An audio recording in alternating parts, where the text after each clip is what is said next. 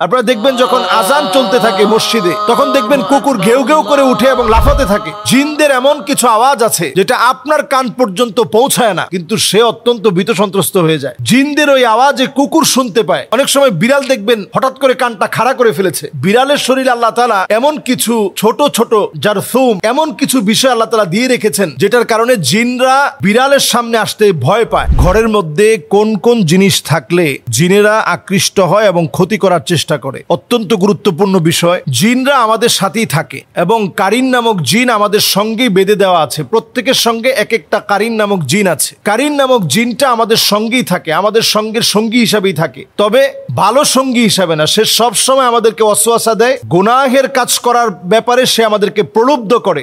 এবার আসুন, ঘরের মধ্যে কোন কোন জায়গায় কোন কোন বিষয়ের কারণে জিন আসে। যেমন ধরুন, আমাদের ঘরের মধ্যে আমরা অনেক সময় জুনজুনি রাখি এবং পর্দাগুলোর ভিতরে এখন স্টাইলিস্ট যে পর্দাগুলো রয়েছে, ওই পর্দাগুলোর ভিতরে আপনি দেখবেন যে জুনজুনি বাজতে থাকে। এগুলো আমরা এখন প্রত্যেকের ঘরে এখন ফ্যাশনেবল এই পর্দাগুলো ব্যবহার করি এবং সেখানে জুনজুনি বাজতে থাকে। নবী সাল্লাল্লাহু আলাইহি সাল্লাম আমাদেরকে সতর্ক করেছেন, লা তাদখুলুল মালাইকা বাইতুন ফিহি জুলজুল।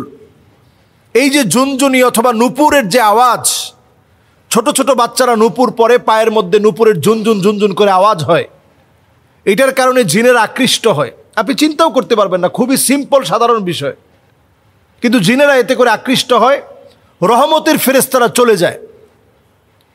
এরপরে আপনার ঘরে অনেক সময় আমরা দেখা যায় ছোট ছোট বাচ্চাদেরকে পেশাব করিয়ে একটা কমোডের মধ্যে পেশাবটা জমিয়ে রাখি, অথবা হাই কমোডে পেশাব করে ফ্লাশ করি না।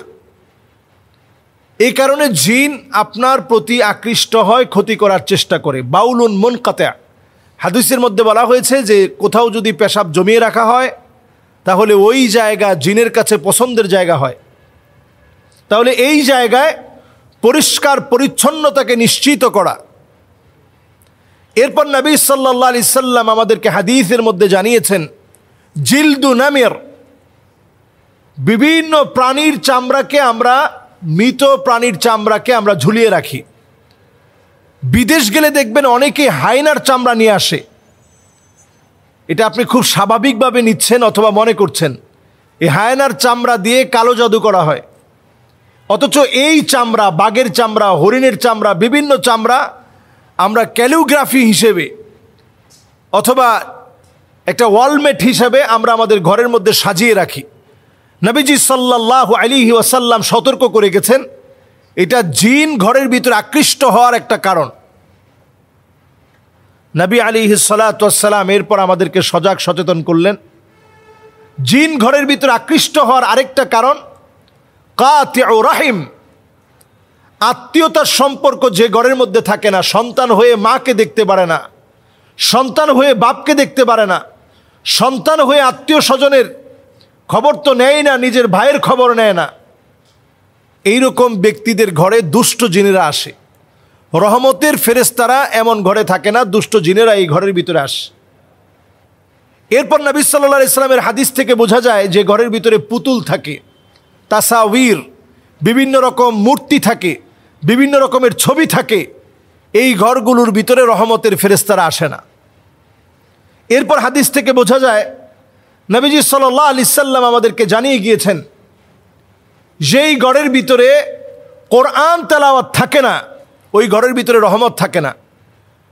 ওই ঘরটা একটা নির্জন বাড়ির মতো পড়ে থাকে, যে ঘরটার মধ্যে কোরআনুল কারীমের তেলাওয়াত হয় না।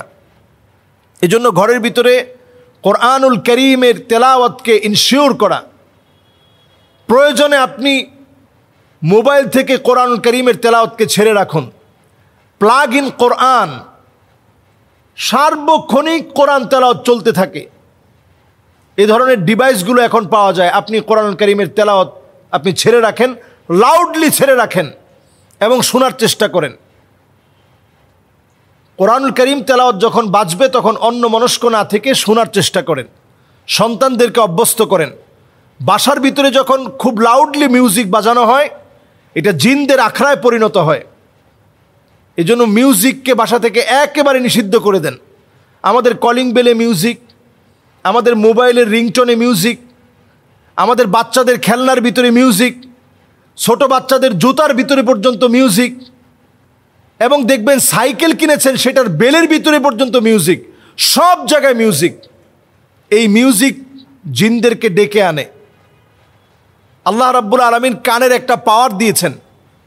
কুকুর কিন্তু আমার মতো শুনে না, বরং ছোট্ট মৃদু একটা আওয়াজ আছে যেটা কুকুরকে ভীত সন্ত্রস্ত করে ফেলে।